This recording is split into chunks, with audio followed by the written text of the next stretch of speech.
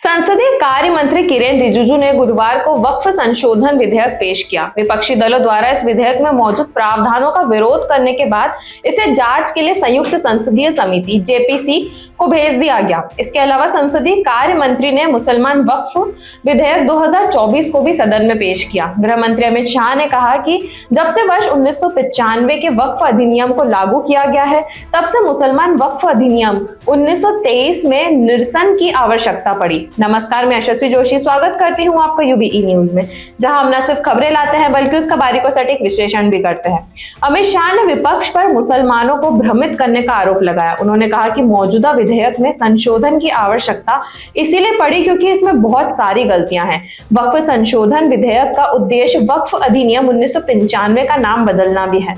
बताया गया है कि वक्फ अधिनियम 1995 का नाम बदलकर एकीकृत वक्फ प्रबंधन, सशक्तिकरण, दक्षता और विकास अधिनियम 1995 रखा जाएगा। सदन में इस विधेयक को पेश करने से पहले मंगलवार की रात इसे सभी लोकसभा सांसदों के साथ साझा किया गया। जैसे ही संसदीय कार्य मंत्री किरेन रिजिजू ने सदन में जैसे ही विधेयक पेश किया तो विपक्ष के सांसदों ने हंगामा खड़ा करना शुरू कर दिया। विपक्ष ने एक सुर में सरकार पर निशाना साधते हुए कहा कि यह संविधान पर हमला है। इसके जवाब में रिजिजू ने कहा कि वक्फ विधेयक में किसी भी धार्मिक समुदाय की आजादी में हस्तक्षेप नहीं किया जाएगा। उन्होंने इस बात पर जोर दिया कि मसौदा कानून में कानून के किसी भी प्रावधान का उल्लंघन नहीं किया गया है। उधर राष्ट्रीय जनतांत्रिक गठबंधन के सहयोगी दलों जनता दल यूनाइटेड, जेडीयू और तेलुगु देशम पार्टी ने लोकसभा में वक्फ संशोधन विधेयक का समर्थन किया। उन्होंने कहा कि वक्फ संशोधन विधेयक का उद्देश्य वक्फ बोर्ड के संचालन में पारदर्शिता लाना है। लोकसभा में सरकार द्वारा विधेयक पेश करने के बाद जेडीयू नेता राजीव रंजन सिंह ने इस बात पर जोर दिया कि यह विधेयक मुसलमानों के खिलाफ नहीं है। उन्होंने कहा, सदन में कई सदस्यों ने वक्फ बोर्ड कानून में संशोधन के खिलाफ आवाज उठाते हुए कहा है कि यह मुस्लिम विरोधी है। विपक्ष ने इस दौरान राम मंदिर का उदाहरण दिया।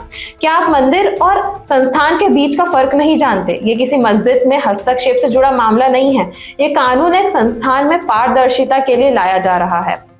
इसी बीच तेदेपा सांसद हरीश बाल योगी ने कहा कि अगर सरकार इस विधेयक को संसदीय समिति के पास भेजती है तो हमारी पार्टी को कोई समस्या नहीं होगी। साथ ही उन्होंने कहा कि मैं सरकार की उस चिंता का समर्थन करता हूं जिस वजह से इस विधेयक को पेश किया गया है। ये सरकार की जिम्मेदारी है कि प्रणाली की कार्यशैली की पारदर्शिता लाई जाए।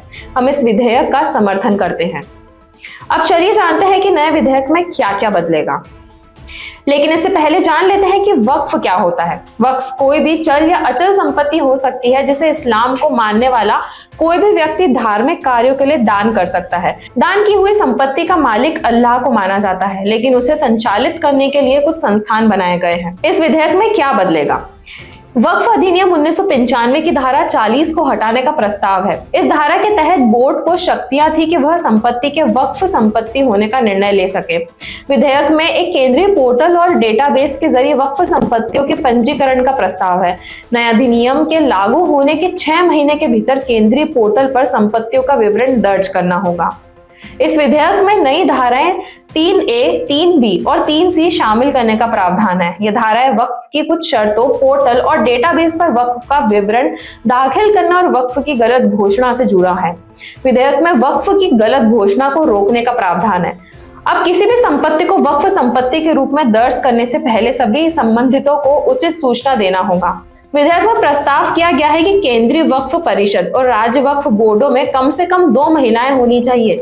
इस विधेयक में बोहरा और आगा खानी समुदाय के लिए अलग औकाफ बोर्ड की स्थापना का प्रावधान है। बदलाव के तहत मुस्लिम समुदाय के बीच शिया, सुन्नी, बोहरा, आगा खानी और अन्य पिछड़े वर्गों को प्रतिनिधित्व देने की बात कही गई। पहले वक्फ बोर्ड में किसी गैर मुस्लिम को मुख्य कार्यकारी अधिकारी यानी सीईओ की नियुक्ति नहीं हो सकती थी। अब विधेयक में खंड 15 में धारा 23 में संशोधन करने का प्रस्ताव है।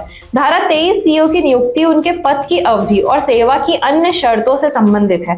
ये प्रावधान किया गया है कि सीईओ राज्य सरकार के संयुक्त सचिव के पद से नीचे का नहीं होगा और उसके नीचे किसी धर्म के होने की आवश्यकता को भी हटा दिया जाएगा। नए विधेयक के अनुसार केंद्रीय परिषद में अब 1 केंद्रीय मंत्री, 3 सांसद, मुस्लिम संगठनों के 3 प्रतिनिधि और 3 मुस्लिम कानून विशेषज्ञ शामिल होंगे। इसमें सुप्रीम कोर्ट या हाई कोर्ट के 2 पूर्व न्यायाधीश, 4 राष्ट्रीय ख्याति प्राप्त व्यक्ति और केंद्र सरकार के वरिष्ठ अधिकारी भी शामिल होंगे। इस विधेयक में एक अहम बदलाव कलेक्टर की मध्यस्थ की भूमिका को लेकर किया गया है। अब जिला कलेक्टर को यह तय करने का अधिकार होगा कि कोई संपत्ति वक्फ है या सरकारी। धारा 3C में कहा गया है कि इस अधिनियम के लागू होने से पहले या बाद में वक्फ संपत्ति के रूप में पहचानी गई या घोषित की गई कोई भी सरकारी संपत्ति वक्फ संपत्ति नहीं मानी जाएगी। अगर कोई सवाल खड़ा होता है तो क्या ऐसी कोई संपत्ति सरकारी संपत्ति है, तो स्थानीय कलेक्टर को भेजा जाएगा। कलेक्टर जांच करेंगे और तय करेंगे कि संपत्ति सरकारी संपत्ति है या नहीं।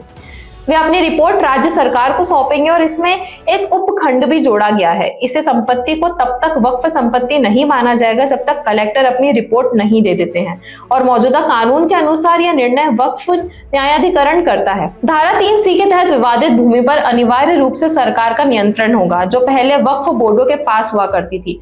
वक्फ संपत्तियों का सर्वेक्षण करने का अधिकार जिला कलेक्टर या डिप्टी कलेक्टर के पास रहेगा। ये विधेयक से केंद्र को किसी भी वक्फ का लेखा परीक्षण कराने का निर्देश देने की शक्ति भी मिलेगी। प्रस्ताव किया गया है कि केवल मुसलमान ही अपनी चल या अन्य संपत्ति वक्फ परिषद या बोर्ड को दान कर सकते हैं। इसके अलावा ये फैसला केवल कानूनी मालिक ही ले सकता है। नए विधेयक में सरकार ने सुझाव दिया है कि वक्फ बोर्ड द्वारा प्राप्त धन का इस्तेमाल विधवाओं, तलाकशुदा महिलाओं और अनाथों के कल्याण के लिए किया जाना चाहिए। एक सवाल ये भी है कि विपक्ष इसका विरोध क्यों कर रहा है। लोकसभा में विपक्ष ने मांग उठाई है कि वक्फ संशोधन विधेयक को लोकसभा में पेश करने के बाद इसे जांच के लिए संसद की स्थायी समिति को भेजा जाए। कांग्रेस सांसद प्रमोद तिवारी ने कहा है कि सरकार को बिल लाने से पहले मुस्लिम संगठनों से बात करनी चाहिए थी।